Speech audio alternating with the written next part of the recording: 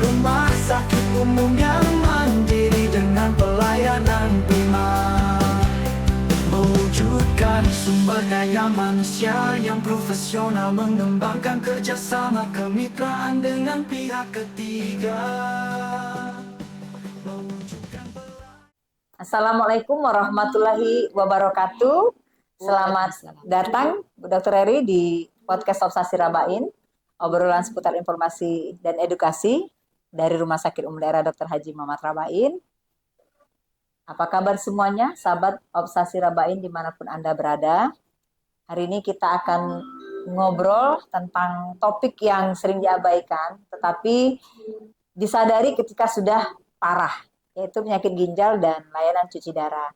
Hari ini kita sudah bersama dokter yang kemarin sempat menghilang beberapa saat, datang kembali dengan ilmu yang lebih apa ya dok ya? Lebih baru. Kenapa? Karena hari ini beliau akan memperkenalkan ada loh terapi pengganti ginjal itu. Silakan Bu Dokter, kita berkenalan dulu. Oke, nama saya? Ya, baik. Nggak kenal mah nggak sayang. Nggak. Saya Dr. Reri. Kalau lengkapnya ya Dr. Reri Triveri Yuniarti, panjang nama saya. Ya. Nah, kebetulan saya adalah dokter internis, dokter penyakit dalam, dan kemarin baru saja selesai mengambil ilmu ke subspesialis ginjal hipertensi. Nah, setelah selesai, alhamdulillah saya sudah gabung kembali di rumah sakit yang kita cintai ini, Rumah Sakit Haji Muhammad Rabain. Jadi semua permasalahan ginjal dari hulu ya dok ya sampai hilir kita Dari bisa A selesai sampai Z. dari A sampai Z. Insya Allah kita bisa sharing diobrolkan ya iya, di hari ini. Iya, Luar iya. biasa. Pastinya setiap hari berhadapan dengan pasien-pasien yang butuh perhatian khusus ya dok ya, terutama Iya. yang rutin cuci darah ya dok Iya, ya. benar-benar. Nah, teman-teman, sahabat Obsasi Rabain, kita langsung tanya saja, apa itu sebenarnya penyakit ginjal kronis dok dan kenapa bisa sampai cuci darah? Oh iya, iya. Jadi penyakit ginjal itu kita ketahui ada dua macam. Ada yang akut, ada yang kronis. Kronis. Nah, kalau yang akut itu penurunan fungsi ginjalnya secara tiba-tiba. Bisa dalam hitungan jam atau hitungan hari. Tiba-tiba dia kemarin hari ini kencing, kemarin tidak kencing. Hari ini kencing, kemarin kencing, hari ini tidak kencing lagi. Nah, itu yang namanya akut. Akut. Tapi kalau kronis itu berlangsung lebih lama, lebih dari 3 bulan. Dan berjalannya lambat, progresif tapi pasti. Tapi pasti merusak ginjal kita. Ya, pasti merusak. Tapi dia lambat-lambat. Makanya pada pasien-pasien yang kronis itu dia tidak ada gejala. Tahu-tahu datangnya sudah parah. Tapi kalau yang akut enak kan, hari ini saya kencing, kemarin saya kok masih kencing normal, tiba-tiba hari ini saya nggak kencing lagi. Nah itu yang akut. Semuanya bisa kita terapi bila seandainya datang ke kesehatan dengan cepat ya, ke paskes kesehatan dengan cepat. Tanpa keluhan itu dok ya. Jadi misalnya tidak terasa nyeri atau memang tiba-tiba oh kemarin saya pipis hari ini tidak pipis misalnya, Ya, begitu. biasanya tanpa keluhan gitu. juga. Nah, biasanya, tapi memang paling terbanyak tanpa keluhan. Makanya penyakit ginjal ini disebut dengan salah satu penyakit silent killer. Jadi pembunuh diam-diam. Jadi makanya banyak orang yang menolak ketika dia didiagnosis, wah bapak ini sudah sakit ginjal. Nah itu banyak sekali orang menolak. Nggak mungkin lah Bu Dokter, karena kan saya ini nggak ada gejala gitu kan. Ya padahal memang kita ketahui memang penyakit ginjal ini memang tidak ada gejala sampai fungsi ginjalnya itu kurang dari 15%. Ada yang bilang 30% sudah ada gejala, tapi gejala yang di bawah 30% itu masih gejala-gejala itu aja, gejala-gejala yang awam gitu, yang seandainya orang tuh seperti mual muntah gitu ya, seperti lemas gitu kan, sakit-sakit pegel-pegel. Jadi orang itu mungkin tidak berpikir mual muntah saya ini karena ginjalnya. Mungkin ya dari emahnya aja gitu kan ya, atau pegel-pegel dari kurang olahraga, kurang tidur. Padahal bisa aja itu kan, atau kepala pusing gitu kan, itu padahal bisa saja karena penyakit ginjalnya, yaitu penumpukan racun-racun ginjal gitu ya, urium yang tinggi ya. Jadi gejala awalnya apa nih dok yang sering diabaikan sama pasien? Ya yang tadi pertama-tama ya, gejala awalnya itu tadi dia badannya lemas karena dia anemi, karena penyakit ginjal kan anemi. Sudah itu dia ada mual muntah atau dia sesak napas, yang paling sering itu sesak napas, Tapi yang paling sering sekali dilihat itu adalah bangun pagi matanya bengkak. Oh, bangun pagi mata bengkak. Ya, matanya bengkak, bangun pagi itu kan dia matanya bengkak gitu ya. Mm-mm. Tapi kalau seandainya sudah jalan, nggak lagi hilang lukanya. Ketika dia sudah siang, seperti itu. Nah, itu yang kita sudah harus benar-benar Kalau terasa gatel misal jok atau telapak kaki yang belum itu, sakit belum misalnya. sampai ke sana, Belum belum. ya dok ya? Kalau telapak kaki itu biasanya kita banyak dari penyakit penyebabnya. Mungkin dari Oh, hipertensinya atau dari kencing manis ya. tidak termasuk gejala awal. Tapi Eh, sudah harus sudah diwaspadai. diwaspadai. Karena kan kita ketahui bahwa penyakit ginjal kronis ini itu paling banyak disebabkan nomor satu itu penyakit dari kencing manis Mm-mm. menurut dunia. Mm-mm. Kalau secara dunia itu paling banyak penyebab penyakit ginjal itu dari DM kencing manis. Kencing manis itu. Nomor duanya penyakit ginjal terbanyak itu dimulai dari hipertensi. Hipertensi. Itu seluruh dunia. Khusus di Indonesia nomor satunya hipertensi. Hipertensi. Nomor duanya kencing manis. Jadi pokoknya mau hipertensi, mau kencing manis, semuanya harus diwaspadai. Kadang-kadang memang gejalanya itu ya overlapping dengan gejala Mm-mm. kencing manis dengan gejala hipertensi, gejala ginjal juga gitu kan. Jadi overlapping. Jadi sehingga kita kadang-kadang ngobatin ini aja, ngobatin aja. Tapi insya Allah sekarang enggak sih, sudah ada hipertensi, ada kencing manis, biasanya kita dokter-dokter yang ada di Rumah Sakit Rabain, sudah saya itu kan, tolong juga diperiksa ginjal. Kalau di Kabupaten Muara Enim sendiri nih dok, penyebab yang paling umum apa dok? Nah, sampai sekarang Gagal Muara kita ginjal. belum ada Belum ada ya, dok ya? belum ada epidemiologi Oh, ya. belum Jadi ada mungkin ya. ada kerjasama dengan Dinas Kesehatan gitu ya untuk di Muara Enim. Kita di Palembang kemarin ada itu hipertensi paling banyak. Mungkin kita Hipertensi, dok, nggak ya. jauh-jauh lah Ya, ya. ya, ya. Karena se-Indonesia itu sudah diteliti itu Indonesia ini hipertensi. Nomor Hipertensi. satu penyebab utama yang menyebabkan dari penyakit ginjal kronis. Kapan dok orang seseorang itu dianggap memasuki fasenya gagal ginjal dan harus dimulai? Iya, kapan dok? Jadi gagal ginjal itu kan tadi kita ketahui ada 5 fase. Lima Ada fase. fase stadium 1, stadium 2, Dua, stadium 3, stadium 4, stadium 5. Sebenarnya stadium 5. lumayan lama gitu Iya. ya. Tergantung dari pengobatan dia selama ini. Kalau dia seandainya berobatnya bagus, kencing manisnya, hipertensinya, itu dia lama, bisa sampai lebih dari 20 tahun dia baru sampai ke fase stadium 5. Stadium 5. Nah, jadi saya itu, tapi kalau pasien-pasiennya itu tidak berobat, kadang-kadang dia tahun kelima, tahun ketiga, tahun kelima itu sudah masuk ke fase 5. Jadi obat-obat yang kita kasih itu kan obat supaya kencing manisnya tidak merusak ginjal. Tidak bisa ginjal. Atau darah tingginya itu tidak merusak ginjal. Jadi kita obati untuk menahan. Secara alamiah, kencing manis dan darah tinggi itu memang akan merusak ginjal secara alamiah. Ya. Secara perjalanan penyakitnya, itu kencing manis dan hipertensi itu akan merusak ginjal. Makanya kita cegah dengan kencing manisnya harus normal ya. Sudah itu darah tingginya juga harus normal. Karena kalau seandainya dia tinggi, dia akan merusak ginjal. Dia akan terus-terusan progresif, terus-terusan pokoknya walaupun sedikit dia ngerusak. Tadi saya bilang paling cepat kalau nggak diobati bisa sampai 5 tahun. Ada pasien saya itu benar-benar nggak tahu, dia nggak tahu apa-apa. Dia bilang kalau nggak salah saya baru nih hipertensinya dok, baru 3 tahun katanya. Mungkin baru ketahuan aja. Dan memang dia makan obat teratur, dia sudah sakit ginjal. Tapi ada juga yang pasien saya itu lama. Sudah saya obati itu kencing manisnya dengan hipertensinya sudah hampir 20 tahun. Sampai sekarang pun mana-mana ya dok ya? Ya, dia karena dia makan obat teratur ya, hipertensinya oke, teratur, DM-nya teratur. Kemarin saya cek ulang, urin kreatininnya masih dalam batas normal. Nah, jadi artinya kan tergantung dari pengobatan penyebab penyakitnya yang di awal tadi. Apakah darah tinggi ataukah hipertensi. Jadi tidak harus segera langsung di hemodialisis ya dok ya. Soalnya banyak yang bertanya, takut nih dok kalau mesti cuci darah, ya kan? Iya. Atau emangnya cuci darah itu menakutkan atau menyelamatkan dok? Kalau menurut dokter yang menyelamatkan ya.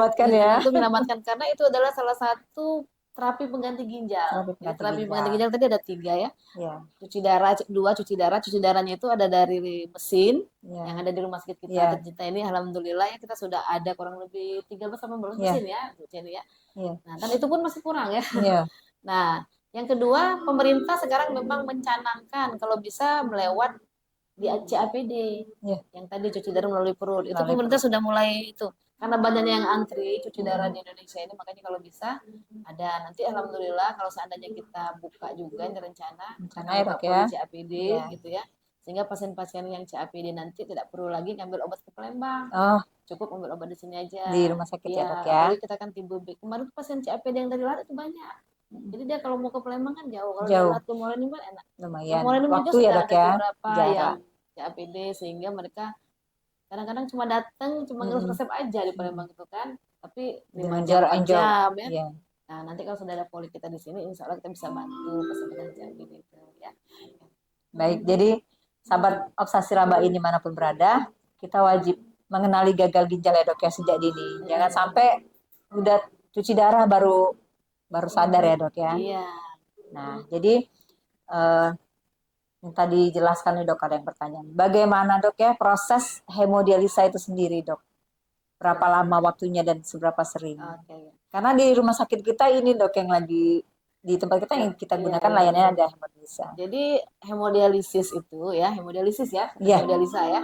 Hemodialisis itu ya salah satu terapi pengganti ginjal yang memang paling banyak di Indonesia ini. Iya. Karena kenapa? Karena orang yang sakit ginjal itu rata-rata mau cepat diobati, yang paling cepat itu bisa ngobati itu hemodialisis itulah. Hemodialisis.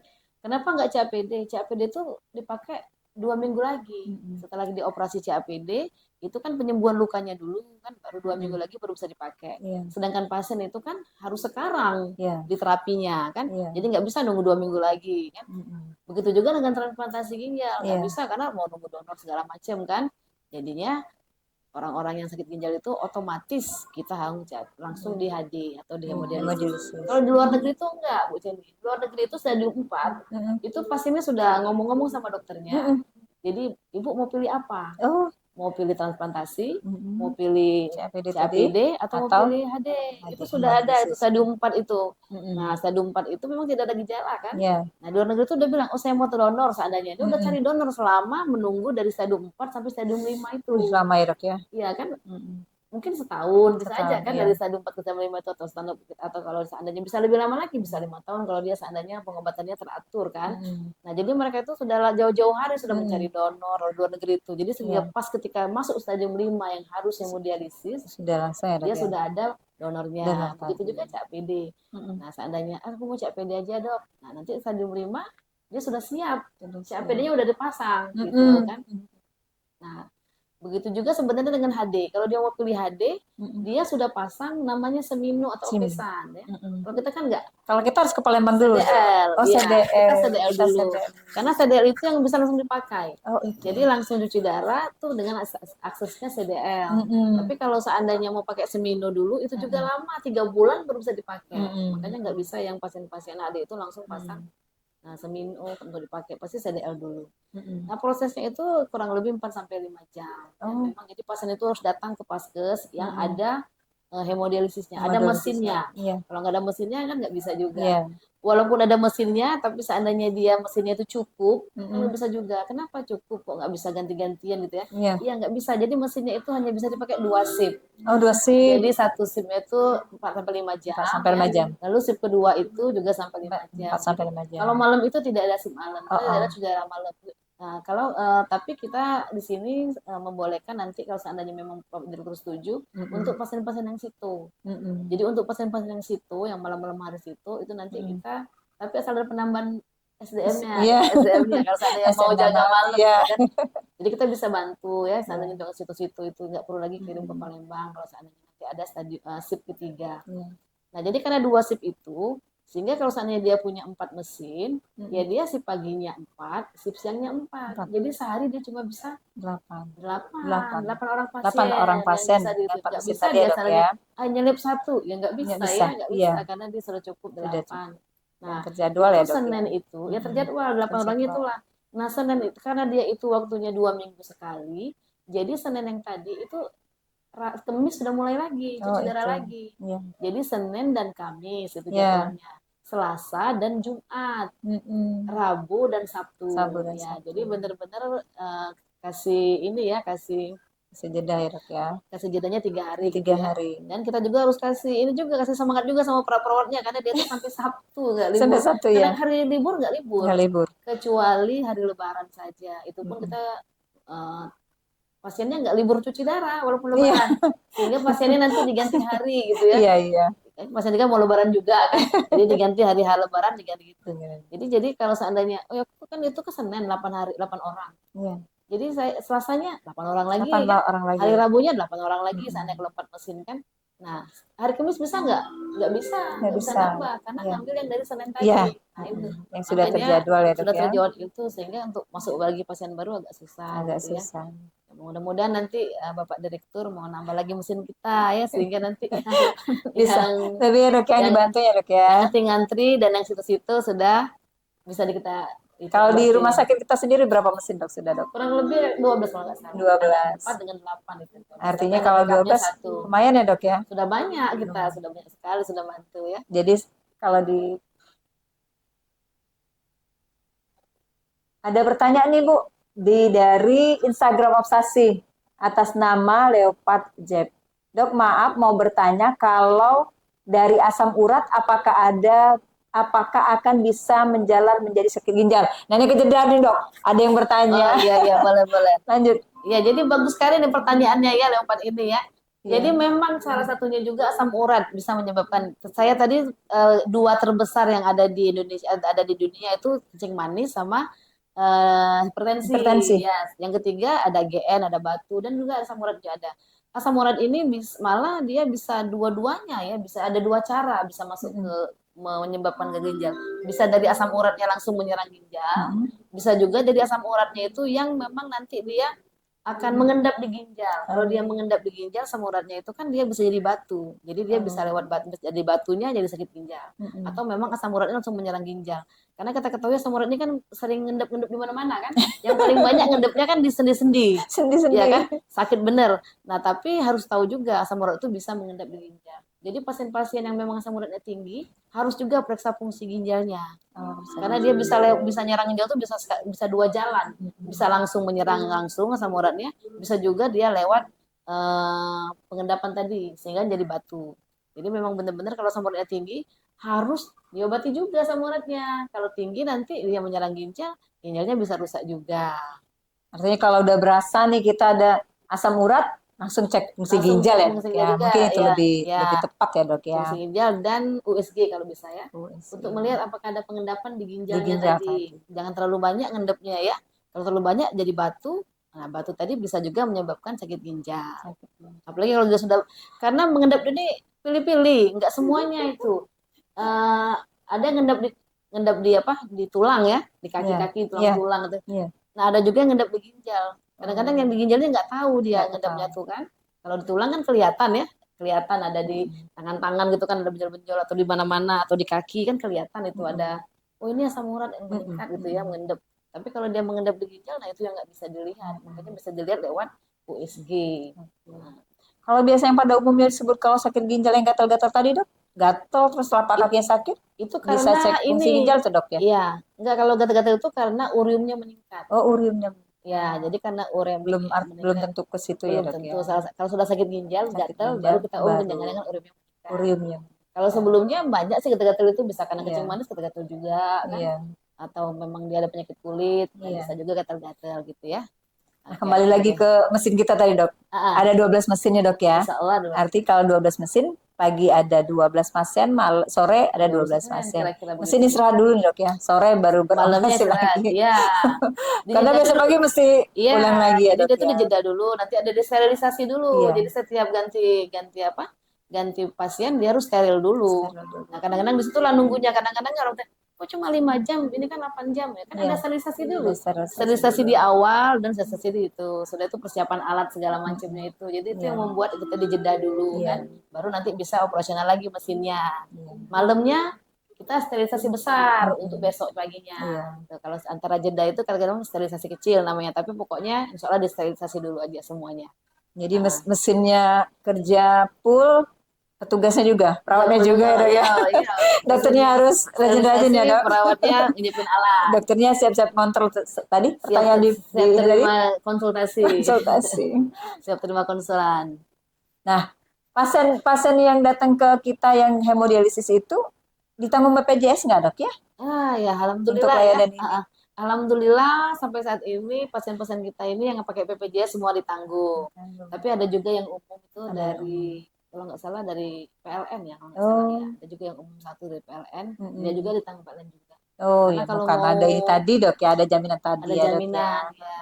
Kalau mau cuci Berarti darah benar bayar aduh cukup mahal ya. kemarin dok ya. Lumayan itu Mm-mm. 1 juta ke atas lah ya. Iya. 1 juta ke atas. Jadi ya kalau seminggu 2 kali, 2 juta, nah sudah tahu lah kan. Nah, makanya nggak. seminggu 2 kali, kalau 1 bulan. Nah Dan berapa? berapa sering kita gunakan Dan ya dok tadi Pak ya? Elius sudah 8 tahun. 8 tahun sudah berapa 8 puluh tahun. juta itu Iya, kan. Ya jadi kita berterima kasih juga iya. kepada tentu BPJS ya dok ya. BPJS dan Iya. Bapak Apa? Presiden lah ya yang Iya. pertama kali itu ya.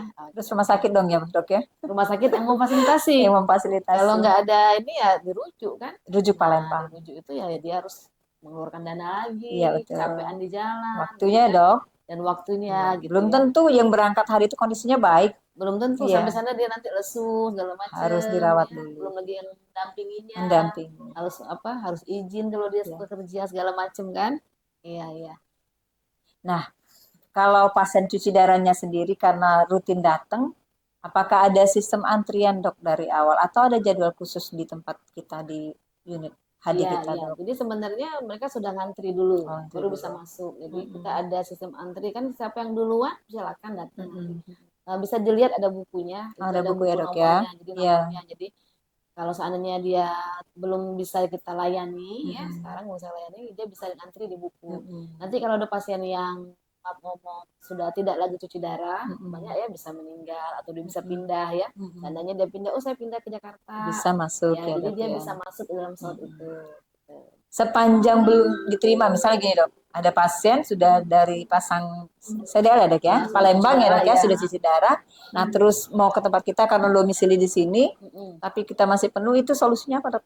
Ya terpaksa mereka di Masih tetap di Palembang. Palembang ya dok? Iya, di Palembang Iya. karena situlah yang bisa nerima dari seluruh Karena sponsor mesinnya ini. banyak ya dok Iya, ya. mesinnya banyak sekali. Mesinnya 60 mesin. Wow. Nah, nanti kalau kita bisa 60 mesin enak juga ya. Jadi artinya di sana, terus nanti baru kalau kita Sampai ada. menunggu kita ada. Semoga ya dok ya, di rumah sakit kita ya dok ya. Nambah lagi Pak Direktur ya. yang 10 itu Nambah. Pak Direktur kan mau nambah kan yang 10 itu. Jadi kita bisa nambah banyak juga menolong pasien-pasien gitu ya.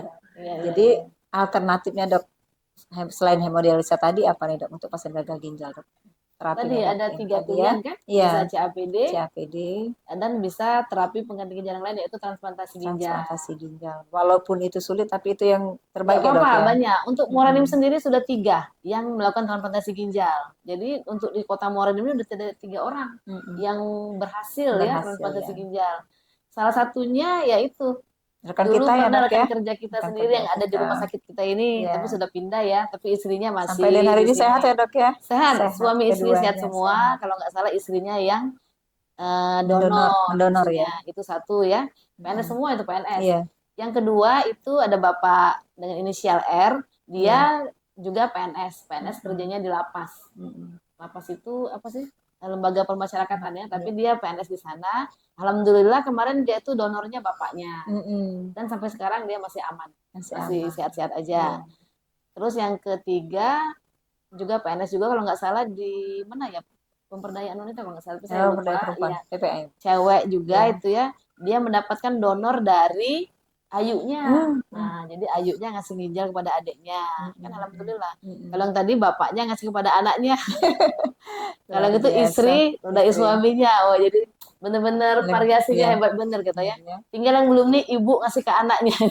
Siapa tahu ada nanti Cuman ya. memang biayanya mahal ya dok ya. Biayanya mahal, tapi kalau nggak salah ditanggung BPJS juga besar. Oh ada ya dok ya, Besar. tanggung juga Jadi ya paling dok ya. biaya itu kalau nggak salah biaya nginep aja kalau nggak Oh. salah. Sama biaya ada pemeriksaan khusus yang belum ada di Palembang. Jadi transplantasi ginjal ini bisa dikerjakan di Rumah Sakit Palembang. Oh gitu. Ya, jadi nggak jauh-jauh kan di Palembang bisa dikerjakan.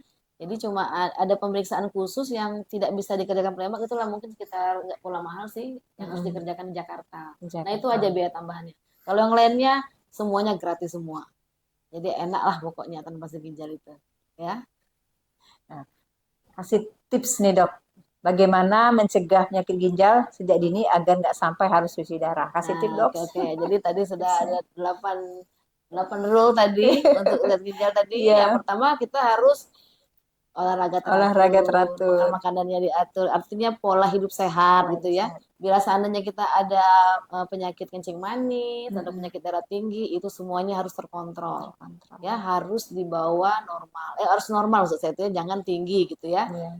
Terus ya tadi makan makanan minumannya dijaga semua. Itu aja sebenarnya kita Simpel ya, Dok ya? simpel-simpel aja. Hanya saja Penyakitnya malas. harus dikontrol, olahraga, tidur teratur, tidak stres, dan makan teratur. Udah cukup 30 menit ya, Dok ya. Sore meluangkan waktu olahraga jalan Ya, ya, boleh Dok ya. pagi, boleh sore. Iya. Bagusnya kan pagi bangun tidur Iya. olahraga ringan sedikit-sedikit, Olahraga. gerak-gerak sedikit Iya. gitu ya. Tapi memang malas. Iya, memang aduh. Kalau nggak dibilang olahraga, ya sudah langsung gini-gini. Minum pun begitu ya, Dok ya. Iya, Padahal air minum putih juga. itulah, Dok ya. Bagusnya sih air putih aja ya, karena sekarang banyak sekali anak-anak yang cuci darah itu banyak Kalau sekali. bapak-bapak enak ngopi ya, Dok. Enak minum teh. Minuman yang kita anak-anak yang instan itu, Dok. Iya. Nah, itu yang susah ya, Dok ya. Janganlah gitu ya, karena Iya. banyak sekali anak-anak itu kan gara-gara minuman saset segala macam. Kita nggak nyariin sasetnya, tapi Iya. mungkin di air putihnya yang kurang. Padahal tubuh kita Air putihnya aja air yang putih kurang. ya, Dok kali ya. Mungkin dia minum saset mungkin boleh sekali 2 kali, jangan Iya. 24 jam minumnya itu semua. Iya. Nah, itu jadi dia bisa merusak ginjal. Tapi kalau untuk bapak-bapak yang saya tekankan sekali ini merokok. Oh, merokok. Ya, jadi jangan merokok, stop lah merokok itu. Karena tadi kan saya udah bilang, merokok itu bisa membuat kekakuan pada pembuluh darah ginjal. Sehingga aliran darah ke ginjalnya itu berkurang. Nah, itulah nanti ya, karena ada yang nanya, dari mana Bu rokok itu bisa Iya, ke ginjal? hubungannya. Nah, itu hubungannya. Itulah, jadi dia bisa membuat kaku rokok. Jadi bukan ginjal aja yang dibuat kaku, semua pembuluh darah jantung, darah paru. Makanya rokok itu kan bisa ke jantung, bisa ke Iya. paru. Nah, karena saya ini highlightnya sekarang lagi di ginjal, ya saya bilang aja di ginjal. Ginjal. Oke. Oke. Terakhir nih, Dok. Pesan dokter nih untuk pasien, Dok, cuci darah agar tetap semangat menjalani hidup, terutama yang di rumah sakit Rabain, Dok. Oh, Udah berapa iya, banyak, iya, Dok, iya. pesan dokter ini untuk Banyak sih ya kita ya pesan-pesan itu ya. ada komunitas sepertinya Dokter Eri Ada ya. ya, sebenarnya kalau di Palembang tuh ada komunitas namanya KPCDI ya, Komunitas Pasien Cuci Darah Indonesia. Tapi mungkin di Muara Enim belum kita bentuk. Nanti kalau seandainya memang ada kesempatan ya, kita minta hubungan nanti siapa nanti pasiennya yang mau berhubungan dengan Palembang. Nanti kalau seandainya mau buka untuk itu. Karena enak semua sih kalau ada pasien yang itu sama berbagi rasa gitu kan. Jadi mereka tuh berbagi rasa sehingga nggak usah takut. Saya juga cuci darah kok gitu. Karena cuci darah ini kan ditakuti. Setiap kali cuci darah ya langsung menolak orang itu. Tapi ketika dia masuk ke dalam komunitasnya, oh banyak rupanya yang sama dengan saya ini. Ada yang lebih semangat ya, Dok ya. Ada yang 2 tahun gitu kan, ada yang 3 tahun. Nah, jadi dia semangat untuk hidupnya gitu ya. Oke. Nah, itu sebenarnya ada quote sedikit satu ya, kata Bu Cinta nyari quote. Nanti, Dok, itu sepertinya ada lagi yang nanya nih, Dok. Nanya, boleh. Saya baca dulu nih dari Bayu FS14. Kalau tenggorokan berlendir hampir 1 tahun, apa gejala dari sakit paru atau ada gejalanya dari penyakit lain atau ginjal? Tenggorokannya berlendir hampir 1 tahun. Kalau tenggorokan berlendir itu kan kita bisa lihat ya apakah dia itu berlendirnya itu jernih atau dia itu keruh ya. Tapi sebenarnya kalau dia tenggorokan kita sebaiknya mungkin itu ke arah THT dulu aja, ke dokter THT atau ke arah dokter paru. Ya bisa dua-duanya. Kalau berlendir itu agak jarang sih ke ginjal ya, kecuali yang dia sudah cuci darah. Sudah cuci darah bisa juga itu kadang-kadang ya. Tapi kalau seandainya belum atau dia masih umur muda, mungkin dia merokok, nah bisa saja itu karena silakan berkonsultasi lebih lanjut ke dokter THT atau dokter paru. Kalau yang berlendir itu ya. Nah, aman berarti? Bukan sakit ginjal, Dok, aman? Sementara waktu belum ya. Waktu aman. Oke, dokter, quote-nya dong, silakan. Oh iya, ini untuk pasien-pasien saya yang tersayang semua, tidak usah takut ya. Ini saya ada sedikit semangat lah gitu ya, tidak perlu banyak ya. Apa ini? Jadi untuk teman-teman yang lagi cuci darah, ini saya sedikit ada quote sedikit ya, bahwa sakit itu adalah penggugur dosa. Cuci darah itu bukan cobaan, tapi cara Allah membersihkanmu dan menguatkanmu. Setiap tetes darah yang dibersihkan adalah menuju langkah yang lebih baik. Tetap semangat, kalian semua luar biasa. Luar biasa kuat ya, Dok ya. Iya. Ini dokter ini sekaligus penguat ini. Iya, bukan hanya pemberi terapi, tetap juga menguatkan jiwa. Ya, nanti tidak usah takut ya teman-teman ya. Oke. Terima kasih Bu Dr. Eri, luar biasa sharingnya hari ini. Meskipun singkat, semoga menjadi edukasi buat masyarakat Bu ya, agar lebih aware Bu ya dengan kesehatan ginjalnya. Dan sahabat Obsasi Rabain dimanapun Anda berada, ingatlah jangan nunggu sampai cuci darah ya Dok ya. Baru sadar pentingnya ginjal. Minum air cukup, olahraga, jangan minum obat sembarangan, cek rutin kesehatan pastinya ya Dok ya. Dokter Eri mau pantun nggak? Aduh, ini diomongin tadi jadi siap jadi. Siap. Oke, baik. Terima kasih semuanya. Unit hemodialisa Rumah Sakit Umum Daerah Dr. Haji Muhammad Rabiat selalu siap memberikan pelayanan terbaik ya Dok ya buat masyarakat Morenim dengan tenaga medis yang profesional. Terima kasih Dokter Eri yang sudah kembali, sudah dengan spesial lagi ginjal dan hipertensi. Jadi semuanya terkait dengan keluhan dan masalah ginjal kita punya orangnya ini sudah ada di sini. Di Morenim, ya? Sehat di Morenim. Sukses selalu Ibu. Terima kasih. Semoga next rencananya dikabulkan Dok. Amin, amin, amin. Ya. Baik. Pergi ke pasar beli kelapa. Cakep. Sehingga sebentar membeli pepaya. Cakep. Segah ginjal sejak muda, hidup sehat makin bahagia. Amin, amin. Wassalamualaikum warahmatullahi wabarakatuh. Waalaikumsalam warahmatullahi wabarakatuh.